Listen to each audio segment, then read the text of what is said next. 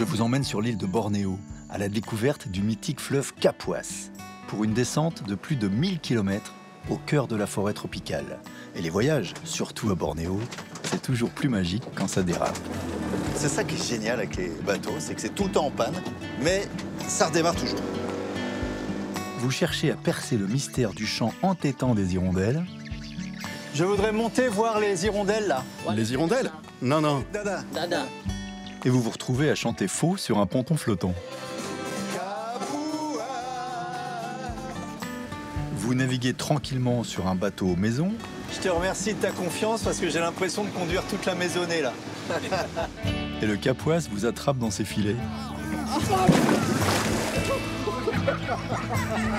Vous pensez jouer tranquillement au cerf-volant. Il est en train de tomber.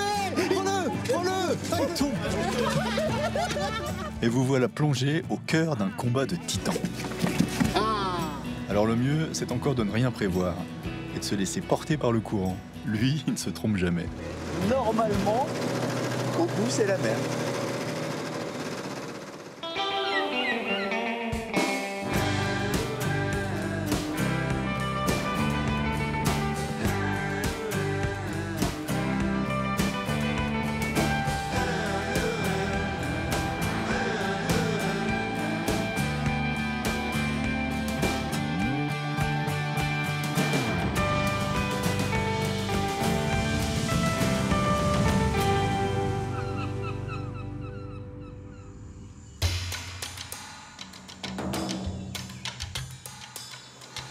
Dans mon imaginaire, l'île de Bornéo, c'est une immense tache verte.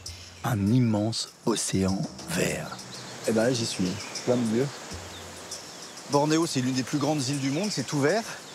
Au milieu de Bornéo, un petit trait bleu qui traverse d'est en ouest, qui s'appelle le Kapuas. Grand fleuve, hein, c'est pas mince. Il fait plus de 1000 km, c'est plus grand que la Loire. Et normalement, à partir de là, je devrais trouver des bateaux. Normalement. Parce que là, ça remue fort quand même. Hein. Ah, là, il y a un bateau qui est coincé. Je peux vous aider?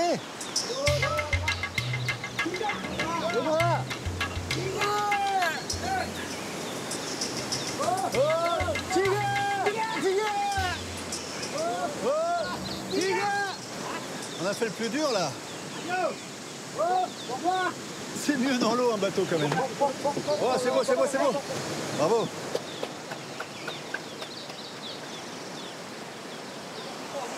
Je m'appelle John. François. Vous faites quoi avec le bateau? En fait, on doit tirer notre bateau jusqu'ici pour le protéger des remous. Comme ça, on peut lancer les filets tranquillement.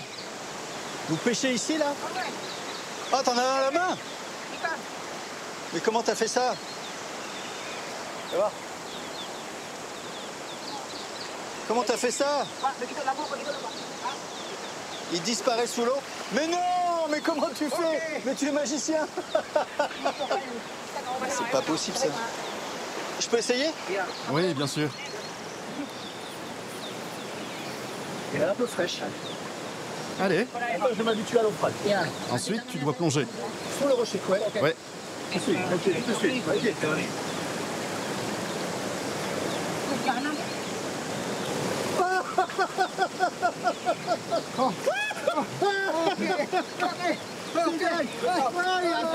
J'ai jamais poussé comme ça. Mais comment tu fais? Il m'a sauté dans la main. C'est génial. Mais alors pourquoi il se met sous les rochers de poisson? Tu as vu? Ils se coincent toujours dans les interstices du rocher. Comme ça, ils sont à l'abri du courant. Et ils peuvent se reposer immobiles. Comme ils sont petits, ils doivent se cacher de leurs prédateurs. Et ça, c'est une bonne cachette. Et le poisson, il y en a tous les jours? Vous venez tous les jours pêcher ici? On essaie de venir ici tous les 2 jours. Bien entendu, ça dépend de la météo. S'il pleut beaucoup, il y a trop d'eau et on ne passe plus. Et en période de sécheresse, c'est pareil. On a moins d'eau et on ne passe plus non plus. Une bonne météo, c'est quand il n'y a pas trop d'eau et que l'eau est bien claire et qu'il n'y a pas beaucoup de courant.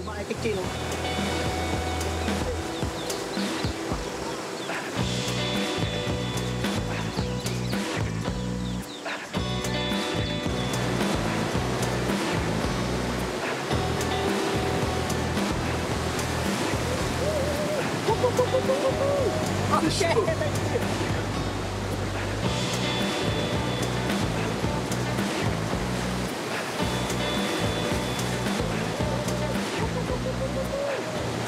pas ça. C'est pas ça. Ils font ça comme qu'ils rigolent, j'ai l'impression qu'ils sont très à l'aise avec les bateaux. Parce que franchement, ça fait peur. Premier contact un peu viril avec le Kapuas. Ici, sur l'île de Bornéo, il est l'un des plus grands fleuves de l'archipel indonésien.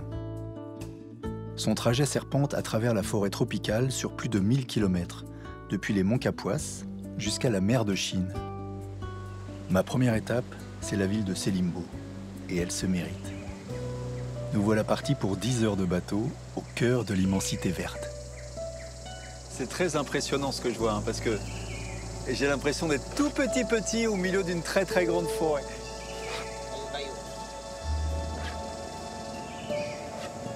Ça y est, il pleut. Hein.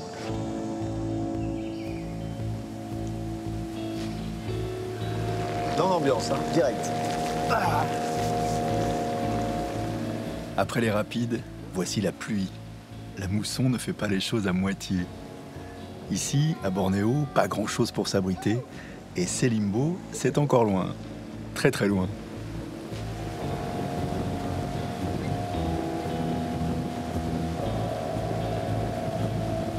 De bateau en bateau, la nuit finit par tomber. Et j'ai hâte de toucher la terre ferme. Ça y est, on arrive dans la ville de Selimbo. J'ai mal aux fesses là, après 10 heures de caisse à savon là. Je suis pas fâché d'arriver. Mais cette arrivée à Selimbo est féerique. Elle me fait oublier ce long trajet. Tous ces reflets, le silence qui les accompagne ne font qu'amplifier les sentiments qui m'envahissent.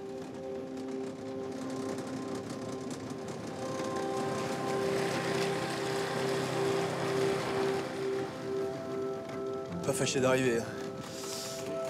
Merci Alim, merci beaucoup. Hein. Sois le bienvenu en ville. Attends, je vois rien du tout. C'est ça que je dois faire. Il n'y a pas d'autre chemin. Chaud quand même les villages sur pilotis là. Hop, voilà, parfait.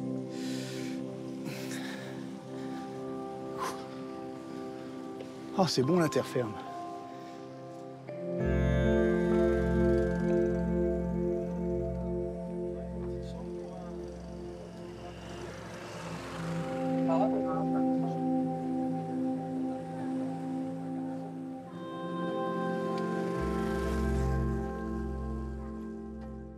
La journée commence sous la pluie au village. Pas la peine de se presser, le temps est presque suspendu.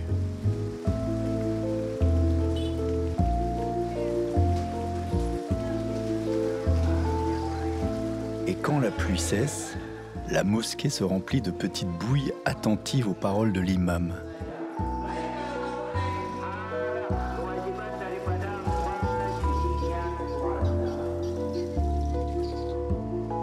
La toilette se fait dans le calme.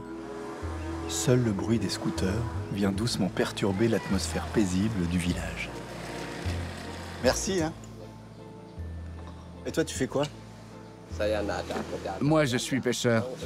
Si tu veux venir avec moi, je vais bientôt partir en bateau. En bateau? Ok. C'est peut-être ton carbu qui fume un peu, non?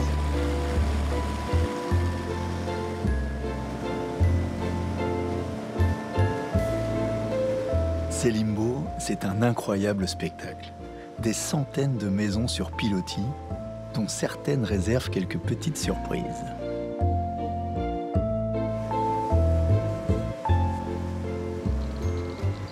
Ako, c'est quoi ce bâtiment gris là? C'est une maison d'hirondelles.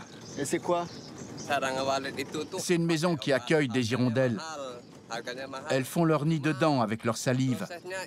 Et ces nids sont récupérés pour fabriquer des cosmétiques et des médicaments. Avec la... Oui, tout ça avec la salive. Incroyable! Et j'entends des piou piou piou piou piou piou piou piou piou piou. C'est truffé d'oiseaux là-dedans. C'est dingue. Ça doit être un gros business.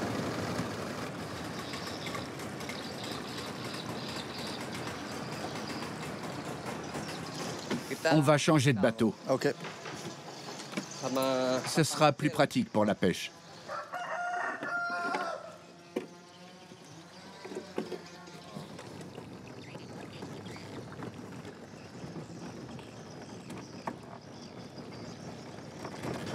Ah bah c'est pas loin de chez toi en fait, tu pêches juste à côté en fait. Oui, ici tout le monde va juste en bas de chez lui pour pêcher. Joli.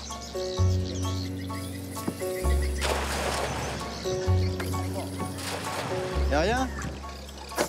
Bah Echo, c'est pas possible ça. C'est parce que la marée est haute. Il n'y a pas beaucoup de poissons.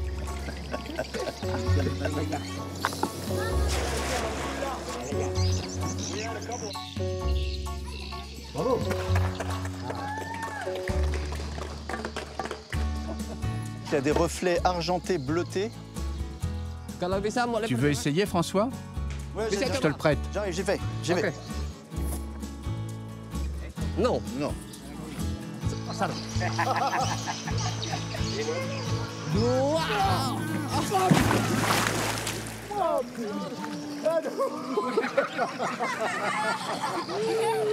Ah, j'ai lâché le filet. Va là-bas, il y a un escalier. Regarde s'il y a des poissons quand même. Hein. Il y en a ou pas? Attends. C'est vide. Tout ça pour rien? C'est dur.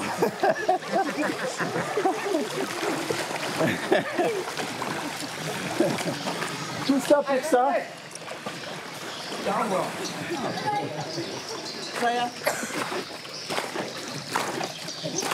Bon, on a un poisson, c'est pas mal.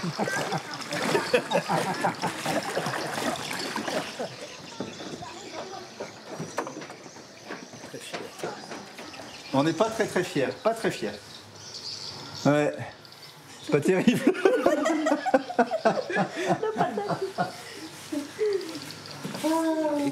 Celui-ci, on va le garder pour nourrir notre arwana. C'est quoi arwana? L'arwana, c'est une espèce de poisson unique en son genre, qui coûte très cher et qui est très recherché. Il peut se vendre entre 500 et 2500 euros. 2500 euros un poisson? Et viens voir. Voilà, j'en ai 3 ici. Mais toi, tu les élèves aussi pour les vendre ou pas? Oui, je vais les vendre. Ils vont devenir gros comment? Ils vont faire entre 30 et 50 cm. D'accord, comme ça. Et dans combien de temps tu les vends? Je les garde 2 ou 3 ans. Mais cette variété-là n'est pas la plus recherchée. C'est une catégorie moyenne. Ils se revendent moins cher parce qu'ils sont seulement argentés. Ce sont des arwana albinos. D'accord. Ah ouais, tu cours direct. Il n'y arrive pas. Il vient d'embêter avec son poisson. Allez, ça y est. Ah ouais, énorme, il a tout gobé. Ah, c'est vraiment des poissons carnivores. Hein. Il y a des dents et tout. Hein. À qui on le vend? L'arwana est très recherché par les collectionneurs chinois et coréens. En fait, ce sont des poissons d'exhibition avec lesquels ils font des concours de beauté. Je sais pas si je me sens très content de m'être mis à l'eau, d'avoir fait tout ça pour des collectionneurs chinois. Moi, je suis pas sûr. Ils sont comme ça, les collectionneurs. Ils sont tous un peu fous.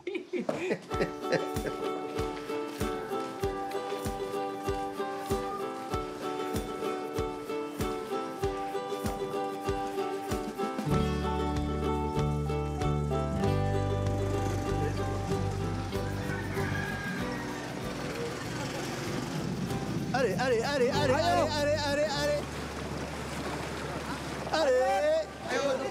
Regarde à droite. Dans la pirogue jaune, il y a mon fils en première position. Ah, le premier? Oui, c'est Lopri, mon fils. Ok, Nopli, c'est pas fini. Nopli, c'est pas fini, t'es derrière. Un petit peu derrière, vas-y bonhomme, c'est bon, bravo. Oh, ils sont bien, hein. Et ils s'entraînent quoi, tous les jours, toutes les semaines, 2 fois par semaine? C'est quoi? Ils s'entraînent 2 fois par semaine s'ils n'ont pas beaucoup de travail à l'école.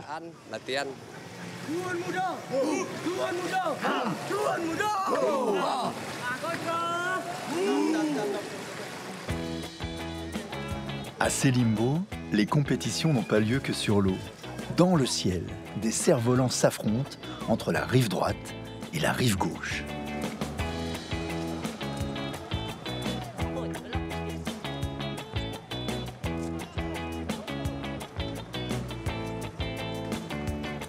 Trop fort!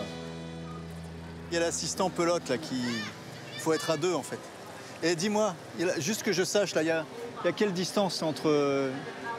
jusqu'au cerf-volant, il y a combien? Là, il y a entre 500 et 1 km de fil. Oh là là là là, 500 mètres de fil déjà.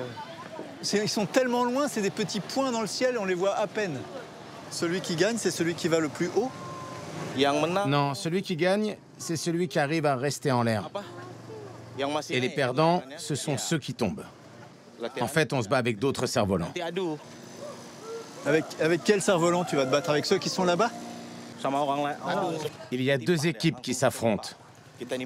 Et on est plusieurs cerfs-volants par équipe. Le but, c'est de faire tomber les cerfs-volants de l'équipe adverse. Ah, c'est pas pareil! Faut essayer de se faire des croche-pattes en l'air. C'est un combat dans le ciel, en fait. Par exemple, lui là-bas en gris, là, il est avec toi ou il est contre toi? Il est avec moi. Et on est contre ceux d'en face.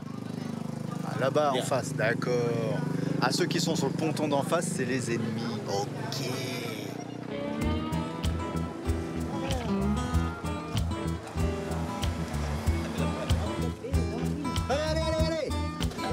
Allez! Ça s'est tortillé, ça s'est tortillé. Qu'est-ce qui se passe? J'ai fait une bêtise? Mais je sais pas lequel c'est. Je remonte, je sais pas ce que je dois faire. Oh là là là là là là là, il est en train de tomber. Prends-le. Ah, il tombe. Il est tombé. Je l'ai décroché.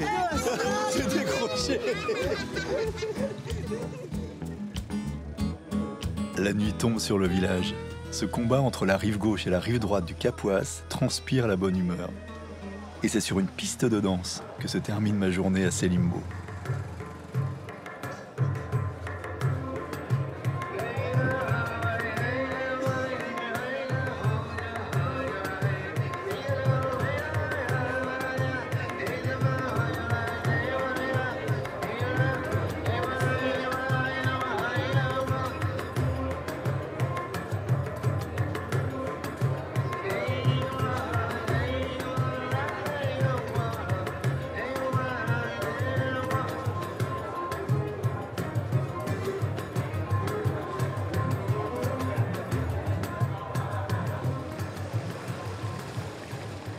Je n'ai pas beaucoup de temps pour me reposer.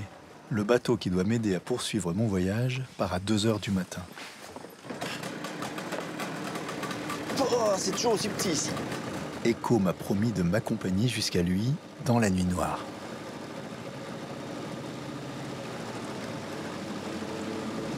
C'est un bateau, ça? Ah ouais. Ah ouais, c'est un bateau. Magnifique. Ça ressemble à une maison posée sur une coque. Je sais même plus où est l'avant et de l'arrière.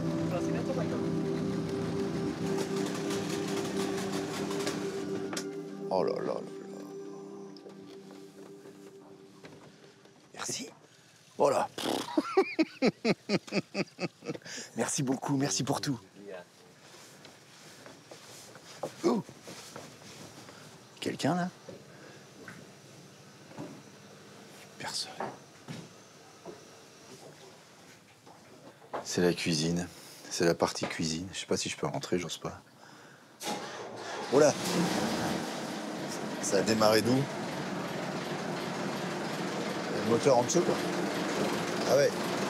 Ça veut dire que ça va bientôt partir.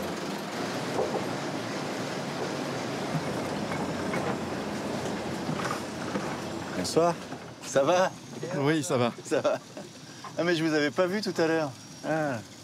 Je comprenais pas, le bateau, il a démarré tout seul, je voyais personne pour le conduire. Enchanté. François. Salut. Anaï. Salut Anaï. Il semblait bien qu'il fallait quelqu'un à la barre quand même. C'est parti, hein. Et on va jusqu'où, capitaine, là? Ça va durer combien de temps, la navigation? S'il n'y a pas de problème majeur pour la descente du fleuve, on va mettre de 12 à 15 heures pour arriver à Sintang. D'accord. J'aime bien le si on n'a pas de problème en route. Allez, bonne nuit et à demain. Merci.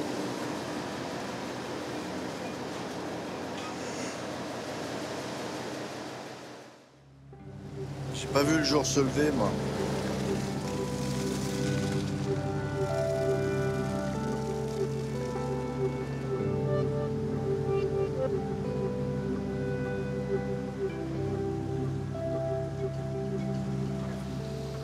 C'est beau se lever du jour sur l'eau comme ça. Le chant des hirondelles, c'est la bande-son du voyage.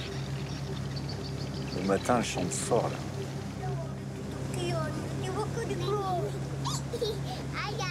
N'arrivez-vous, capitaine, là? On arrive à Silat, on va faire une pause. Silat. On va faire une pause.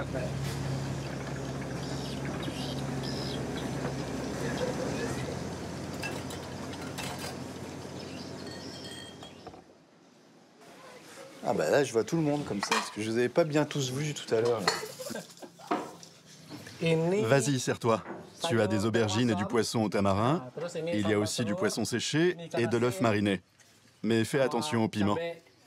Merci de m'accueillir, merci beaucoup. Merci. Il y a qui à bord? Il y a les hommes, les femmes? Qui est-ce qui vit ici? Ici, j'ai un équipage mixte. Des porteurs, des barreurs et quelques femmes, dont la mienne. Et même les enfants de l'équipage, quand ils sont en vacances. Et le bateau, il sert à transporter quoi, le plus souvent? On transporte tout ce qui est de première nécessité. Du sucre, des pâtes, du riz, de la farine, du ciment, de la ferraille pour les travaux. Bref, un peu de tout. J'ai remarqué une chose, c'est que le lien entre les hommes qui vivent sur le fleuve et l'eau, il est très important. Il est très intime. Tu sais, je suis né au bord du fleuve. Mes parents aussi. Ils ont travaillé toute leur vie au contact du Kapuas. Et je suis en train de prendre le même chemin. Je peux te dire que j'ai le sentiment d'avoir un lien invisible avec lui. Au point que je me sens plus en sécurité sur le fleuve que sur la route en voiture. Je peux dire qu'on vit en harmonie avec lui. Ouais, c'est des liens invisibles. Mais quand même, on est bien sur un bateau. Oui, c'est paisible. Ici, sur le fleuve, c'est pas comme en pleine mer. Il n'y a pas trop de vagues, c'est beaucoup plus tranquille. On mange bien, on dort bien. C'est la belle vie.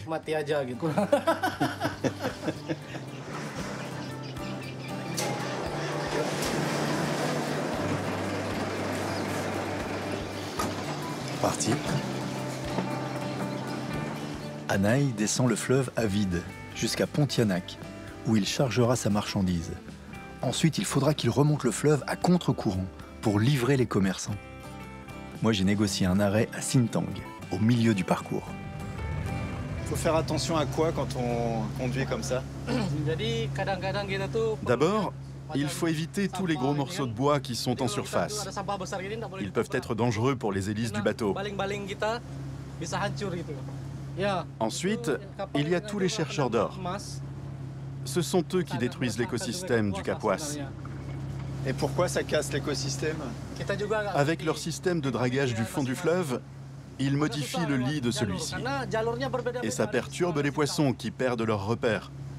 Et du coup, nous aussi, pour la navigation, ça modifie les courants et la hauteur d'eau. Au moins, ils trouvent de l'or? Il y en a beaucoup de l'or ici? Oui, je crois. Il y a beaucoup de gens qui viennent. Donc il doit y en avoir. C'est-à-dire que c'est comme les pêcheurs. S'il y a des pêcheurs, il y a du poisson. Et plus on dit qu'il y a de l'or, et plus ça les fait venir. Et plus ça les fait venir, plus ça détruit le lit du fleuve. C'est sans fin. Je peux essayer de conduire ou... Ouais. Ah oui. Tu veux? Ah ouais.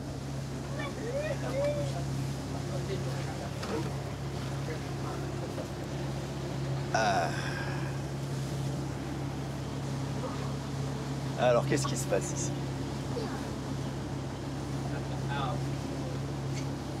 N'hésite pas à me dire ce qu'il faut faire. Hein. T'inquiète pas, je te surveille. D'accord. Un klaxon là, parce qu'il y a un qui traverse là. Il regarde pas le gars là. Il faut klaxonner. Klaxon, klaxon. C'est beau là. C'est très très beau. Hein. C'est magnifique.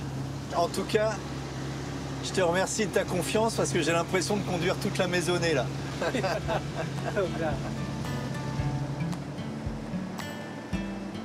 Je laisse Anaï prendre le relais et je rejoins le reste de l'équipage à l'arrière du bateau. Erna, ce que je vois là, c'est tous les jours de votre vie? Ou des fois vous descendez à terre? En fait, je suis mon mari sur le bateau uniquement pendant les vacances scolaires. Le reste du temps, je suis institutrice à Pontianak. Mais ça reste un moment très agréable de naviguer en famille sur le fleuve. D'accord. Avec tout ce que je vous vois faire en cuisine pour l'équipage, quand vous n'êtes pas là, ils font comment? Eh bien, quand je suis pas là, je leur donne un menu pour la semaine. Je fais les courses pour ça. Et après, les garçons se débrouillent tout seuls. Ça, c'est bien.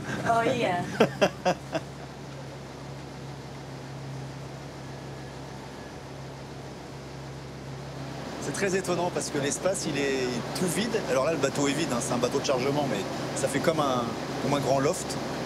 Il y en a qui dorment, il y en a qui jouent sur le portable, et c'est très zen, très calme. Personne ne parle. La journée se passe, ils se sont presque pas parlé les uns les autres. À mon tour de faire une petite sieste. Décidément, le temps au fil de l'eau n'a pas la même saveur que sur la terre ferme.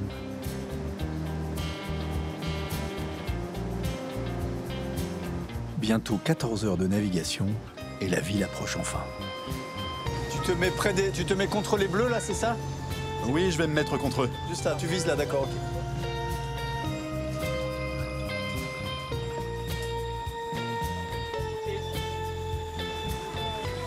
Ok, merci. Bon voyage à toi. Merci, c'est un super voyage, merci beaucoup. Madame la capitaine, c'était délicieux. Merci beaucoup. Merci les gars. Ciao, merci. Sintang, me voilà. Oh putain. Mesdemoiselles les hirondelles, me voici. Ça chante ici, hein. Tout ce mystère autour des nids d'hirondelles, ça commence vraiment à m'obséder. Et quand je vois la quantité de bâtiments et de maisons tout au long du fleuve, je me donne une mission. Je ne partirai pas d'ici sans avoir percé le secret de ces nids d'hirondelles. Bonjour, je voudrais monter voir les hirondelles là. C'est pas trop possible. Pas possible. C'est privé, on peut pas monter.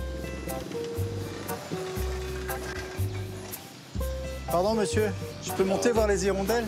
Mais je peux monter voir? Faut voir le boss. Bonjour messieurs.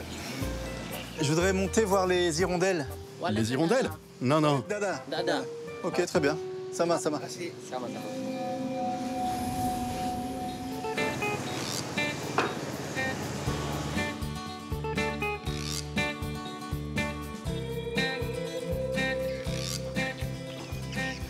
Franchement, il y en a partout. Hein.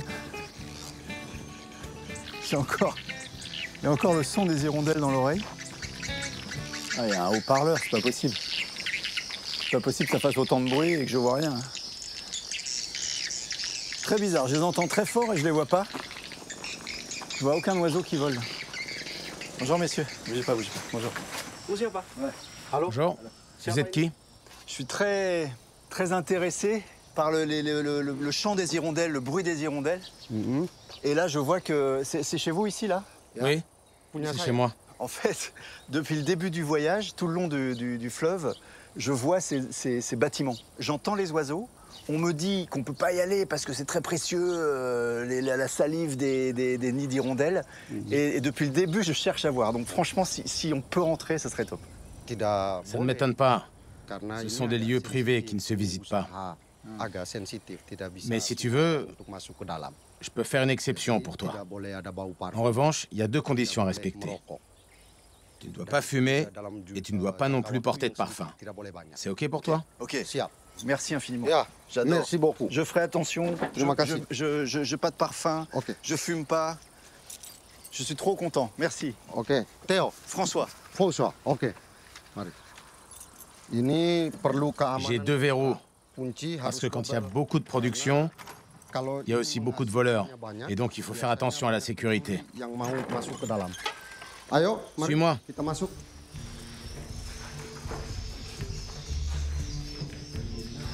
Attention, il fait noir. Prends ma main. Ok.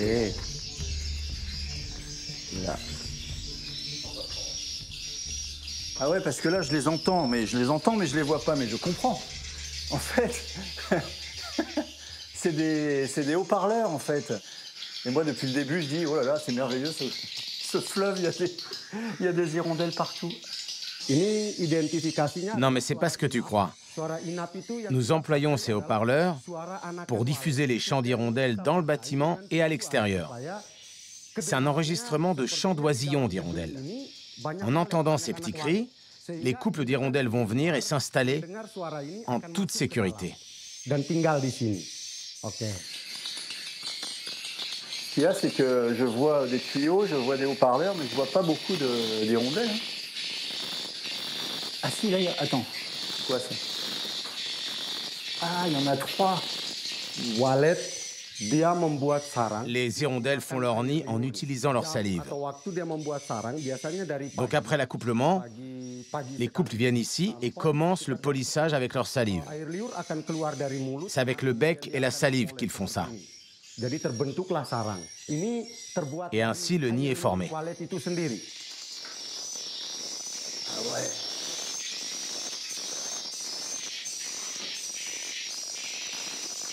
Tiens, voilà un nid. Ça sent rien. Et ça, c'est très précieux, ça? Oui, tout dépend de la qualité du nid. Quand ils sont blancs et propres, ils sont très chers. Quand ils sont jaunes, ils sont moins chers, car on considère qu'ils sont moins bien. Pao, tu peux stopper les haut-parleurs, ce sera beaucoup mieux pour nous ici. Ouais, ça fait du bien quand ça s'arrête, hein, les cris d'oiseaux, là. Moi, je me mets du point de vue de la maman hirondelle. La maman hirondelle, elle a passé un temps fou à faire ça. Quand tu lui enlèves, elle n'est pas contente, forcément. On doit attendre 3 mois avant de faire la récolte. Car les hirondelles doivent faire leur nid, pondre, puis les œufs doivent éclore. Quand avons-nous le droit de faire la récolte des nids? Quand les oisillons sont capables de voler et de quitter le nid. Et alors seulement nous pouvons récolter. Car les couples d'hirondelles qui reviendront feront à chaque fois un nouveau nid. Ils n'utilisent plus l'ancien. Ils en font un nouveau pour chaque ponte. Et comme ça, on ne dérange pas le couple. Tous ces petits nids vont donc se retrouver dans les mains de la communauté chinoise. Pour eux, manger ces nids sous forme de soupe ou de compote, c'est un surcroît d'énergie, une nourriture exceptionnelle parée de toutes les vertus médicinales. Merci à toi. Théo, toutes ces récoltes-là, tu fais beaucoup d'argent avec ça? À la dernière récolte, il n'y avait que 8 nids et la qualité n'était pas bonne. Donc j'ai eu une 50aine d'euros. Une bonne récolte, c'est environ 1 kilo, un peu plus d'1 kilo. Et 1 kilo, ça peut monter à 700 euros. Une bonne récolte, c'est 2 mois de salaire ici, quoi. Oui, c'est ça. Mais pourquoi il y en a autant? Parce que peut-être il n'y a pas assez d'hirondelles. Pourquoi il y a autant de maisons à hirondelles tout le long du fleuve? Des centaines et des milliers, tout le monde a ça. Parce que nous n'avons pas besoin de travailler dur pour nous occuper des hirondelles. Pas besoin de les nourrir, de s'en occuper. Juste en fournissant le bâtiment, elles viennent d'elles-mêmes et produisent de l'argent avec les nids. Et avec de la chance, on peut gagner beaucoup d'argent. Je pensais que toutes les maisons, c'était de la surexploitation de nids d'hirondelles. Et en fait, c'est plus un appel à la chance. Si elles viennent, tant mieux. Je vais pas le garder parce que c'est précieux, mais maintenant que je sais que ça peut finir dans un bouillon, je te le laisse. Tiens, merci beaucoup. Merci. Sama-sama. Merci beaucoup. Merci à toi. Le perds pas. Bon, bah maintenant, je saurai ce qu'il y a dans ces trucs.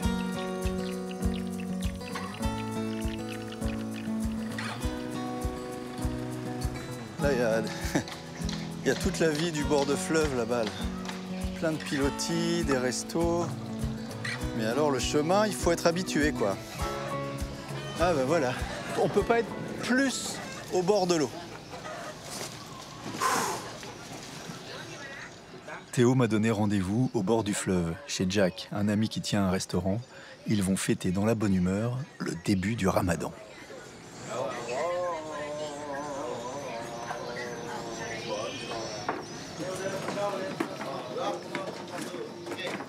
Ah, voilà Théo, voilà Théo, voilà Théo, voilà Théo. Théo, je suis content de te voir. Hein. Théo, serre-toi ça. Tu fais l'Aïd aussi, toi? Non, je suis chrétien, mais je viens partager la soirée avec mes amis. Ah, j'aime bien cette idée-là.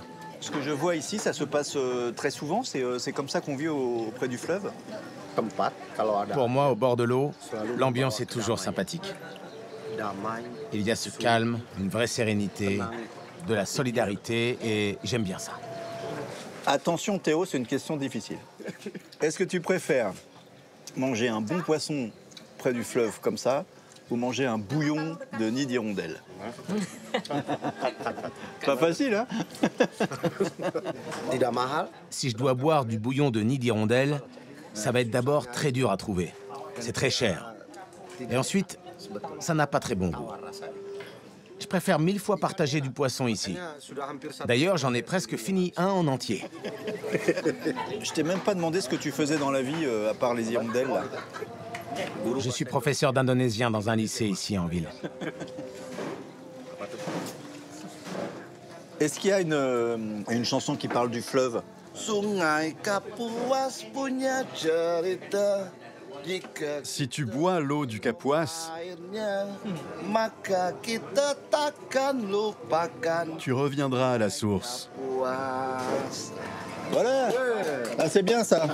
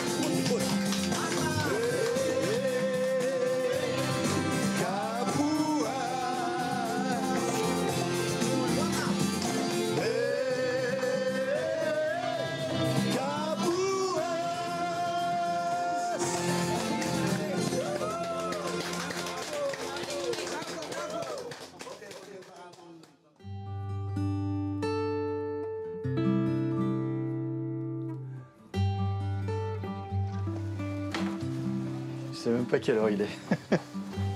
Je sais que la nuit a été courte, mais je sais pas quelle heure il est. Merci Jack, hein. Merci beaucoup. Ok. Hein. À bientôt. Chante bien. Merci. Parfait.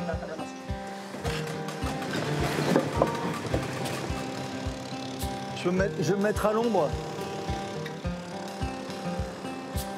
Le fleuve a bien triplé de volume depuis mon départ. Je sens que la mer approche.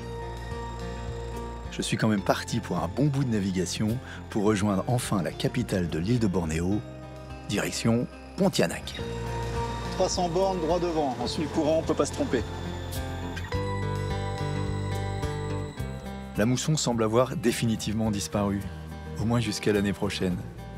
Le soleil brille avec de beaux nuages blancs, la température grimpe de jour en jour, et ça, c'est pas pour me déplaire. Pontianak me fait découvrir le Kapuas qui semble avoir atteint sa maturité. Tout est plus grand ici. Les bateaux, la largeur du fleuve, la ville, les maisons. J'avais pas vu jusqu'à présent des bateaux si gros. Il paraît que Pontianak, c'est un mot qui est bâti sur la peur du souvenir des pirates. Il y avait beaucoup de piraterie ici parce qu'on est pas loin de la mer de Chine et je pense que les pirates, à l'époque, ils venaient se cacher dans le bras du fleuve, comme les bateaux viennent s'abriter aussi ici, dans le bras du fleuve avant la mer.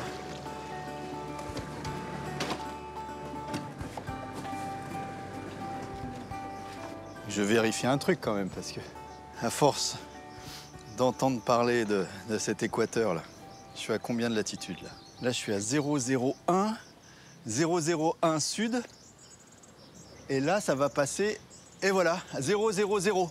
Latitude sud 000. Je peux pas être plus à la ligne de l'équateur.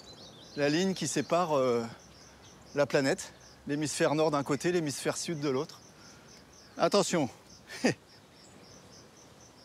je passe dans l'hémisphère nord et je me dis, tiens, si j'allais faire un tour dans l'hémisphère sud. Ça, c'est bien, ça.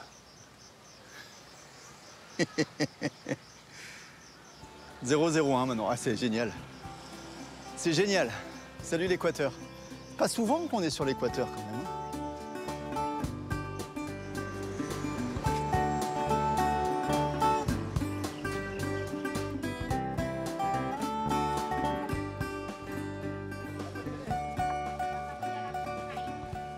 Ah ouais, le bateau jaune, là.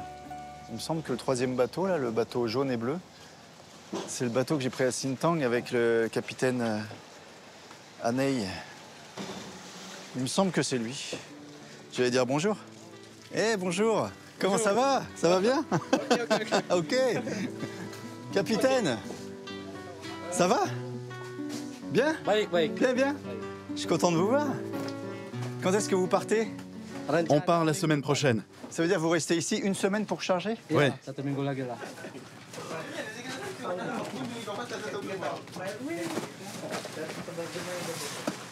C'est vraiment le magasin général. Hein. On a une capacité de chargement de 120 tonnes. Les cales, c'est rempli aussi, en dessous? Oui, bien sûr. Non. Ah là là! Il y en a, c'est plein, jusqu'en bas. Incroyable! En bas, c'est un mélange de sacs, soit de farine de blé, de sucre ou de riz. Je comprends mieux pourquoi il faut du temps pour charger.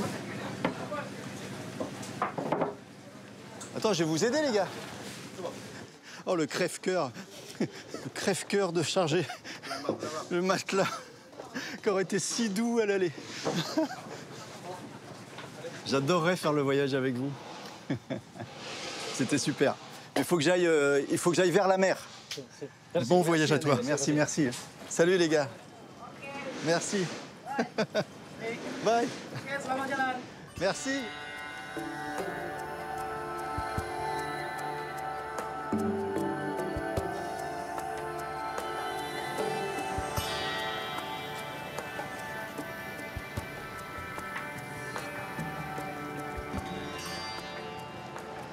Ils sont beaux tous ces jeunes là. Ils sont beaux à s'échauffer comme ça là. Qu'est-ce que c'est que ça? Bonjour. Ouais. Il y a des tout petits, il y a des adultes. Ça doit être un sport de combat ou quelque chose comme ça. Mademoiselle. Ah, que c'est beau ça.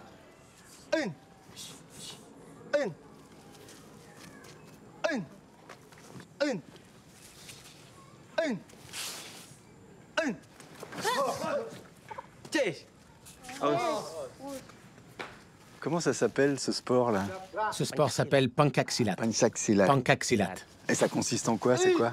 Pencaksilat berbeda dengan karaté. C'est une sorte d'art martial. C'est un sport d'autodéfense. C'est un peu comme le kung-fu ou le karaté, mais avec des enchaînements qui ressemblent à de la danse.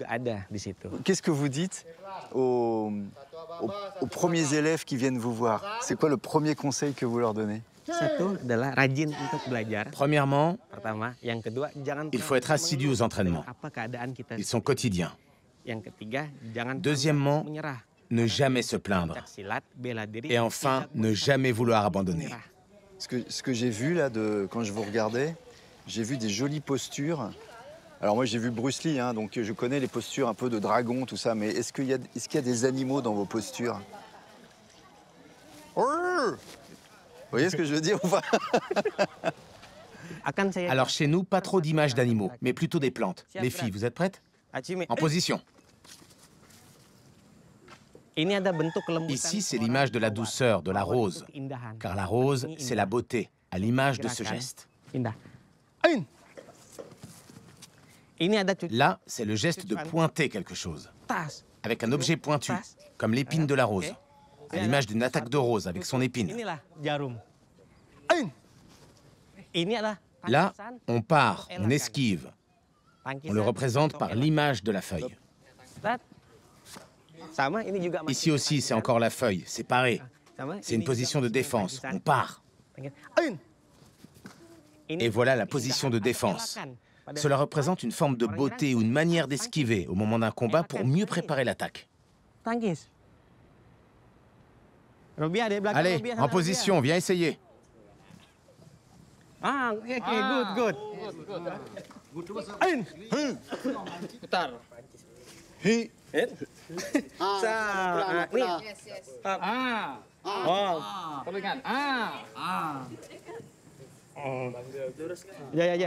Tiens, pose-toi en face, comme devant un miroir.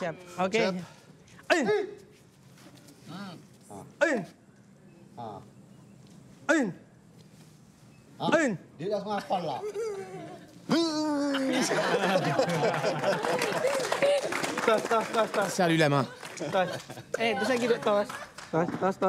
Allez en position les garçons, des mots de combat.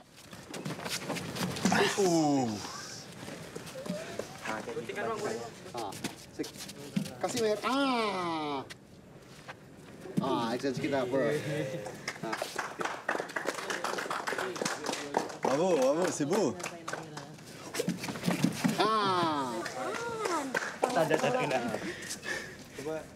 Ça veut dire que quand vous faites des combats de compétition, un coup peut être très dangereux.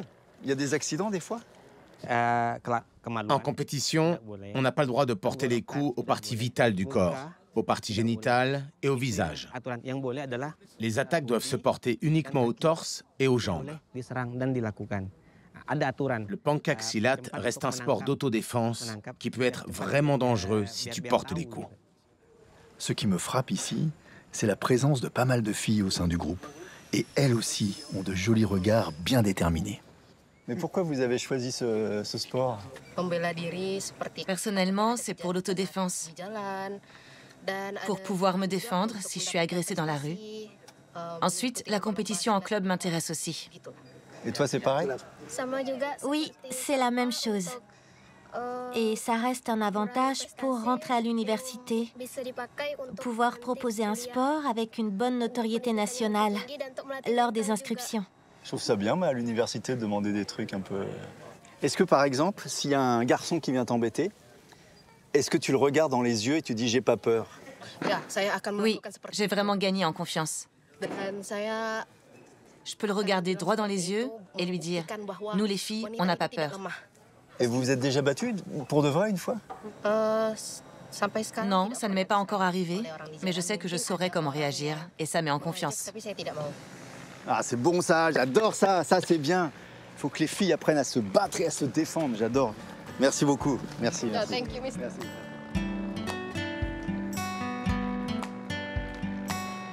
Je regarderai plus jamais une rose pareille. Une rose, les fleurs, les épines et la force à l'intérieur.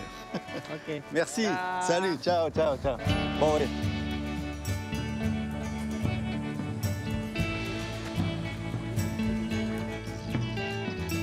Au beau milieu de cet écrin de verdure, qui n'en finit toujours pas, je me dirige vers ma dernière embarcation pour enfin toucher la mer.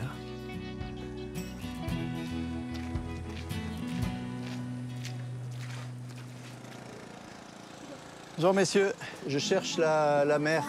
Oui, c'est au bout, par là. Et la mer, elle est loin d'ici? Pas si loin. Une demi-heure de bateau. La dernière demi-heure, elle va être formidable.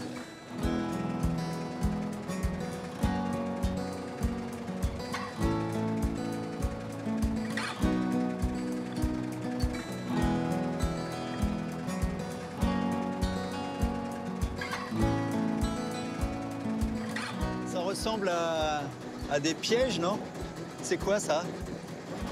Ça, c'est un piège à crevettes. Ça fonctionne comme un entonnoir. Au bout, il y a un filet où les crevettes se retrouvent piégées.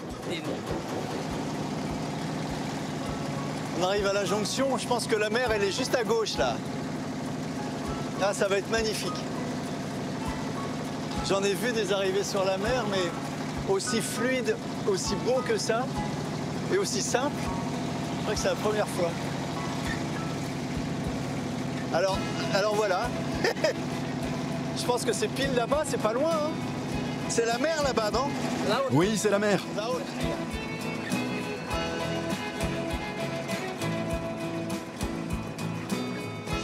On s'approche. Elle est plus très loin. Capoise, je te remercie pour ce voyage, c'était top. Et je te laisse avec la mer. Alors, en bas à gauche, c'est l'océan Indien. En haut à droite, c'est la mer de Chine. Tu choisis. Ah, c'est magnifique. Que c'est beau. C'est splendide. Il y a une lumière de fou. Merci le Capoise. Merci beaucoup.